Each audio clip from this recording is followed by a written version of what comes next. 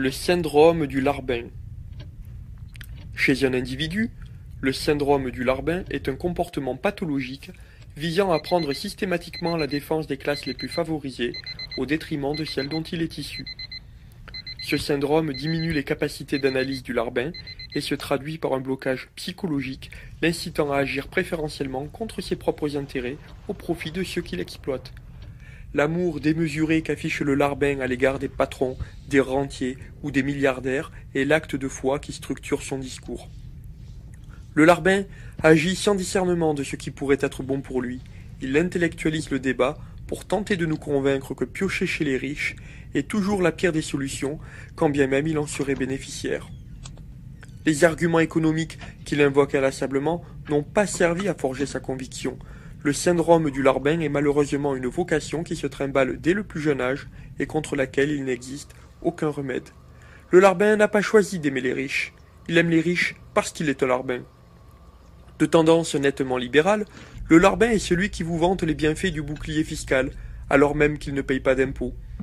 C'est encore le même larbin qui voudrait réduire ou supprimer l'impôt sur la fortune, même s'il sait qu'il ne sera jamais concerné par la question.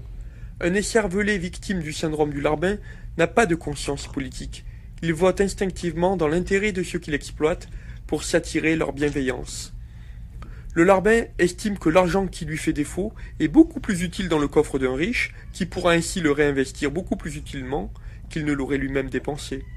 Le larbin cautionne tous les sacrifices et les plans d'austérité dont il pourrait être l'objet, comme la baisse des salaires ou encore l'augmentation de l'âge de la retraite, même si son travail ne lui convient d'aucune façon et que ses maîtres ne lui offrent aucune perspective d'améliorer sa condition.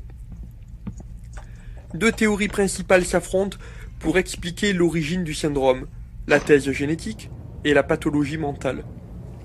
Après des siècles d'esclavage et de féodalité, les larbins pourraient être le produit d'une sélection artificielle des soumis par leurs maîtres. La transmission génétique des caractères aurait favorisé la sélection d'une souche vivace de larbins domestiques au profit d'une nouvelle espèce de primate, l'Homo larbinus. Selon cette hypothèse, le mécanisme en œuvre serait similaire à la sélection des chiens et des chevaux, mais directement appliqué à l'homme. Pour les tenants de la pathologie mentale, le caractère héréditaire n'est pas retenu. Il s'agirait plutôt d'un trouble qui se développerait dès l'enfance. Le processus s'aggraverait au passage à l'âge adulte, lorsque le sujet prend conscience de la médiocrité de sa condition. Le larbin développerait des stratégies inconscientes visant à restaurer un équilibre cognitif pour justifier l'acceptation de sa subordination. Le larbin finit ainsi par s'identifier à ses maîtres en s'imaginant appartenir au corps social qu'il exploite. Le larbin réagit vivement à toute discussion qui ose remettre en cause les privilèges des plus fortunés. Incapable de se livrer à une argumentation convaincante, ses messages distillent la peur et les intimidations dont il est l'objet. En réaction, le larbin brandit instinctivement une succession de termes caractéristiques qu'il essaye de glisser dans son discours, tels que communisme, bolchevisme, tirage vers le bas, la Stasi, Corée du Nord, isolement, dictature socialiste, évasion fiscale, paupérisation, millions de morts. Les quelques messages qui suivent portent la quasi-signature littéraire d'un larbin digne de ce nom. Les riches, il faut les bichonner, les câliner, si on les spolie trop, ils s'installeront ailleurs. Le bolchevisme? Non merci, les Russes ont essayé en 17. Comme en Corée du Nord ou au Zimbabwe. La fortune de Bill Gates? Ça fait 3 pizzas par africain et après on fait quoi? Si les riches disparaissent, on pourra plus leur vendre des produits de luxe. Ma patronne paye trop de charges. Les parachutes dorés? C'est une compensation pour dissuader de saboter davantage l'entreprise. Divisé par le nombre de salariés, ça fait beaucoup moins que dans une seule poche.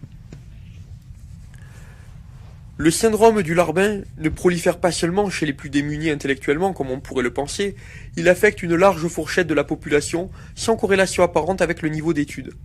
20% de la population pense faire partie des 1% les plus riches. Les larbins sévissent en masse sur les forums d'économie dont l'étude de ces disciplines semble en aggraver les symptômes.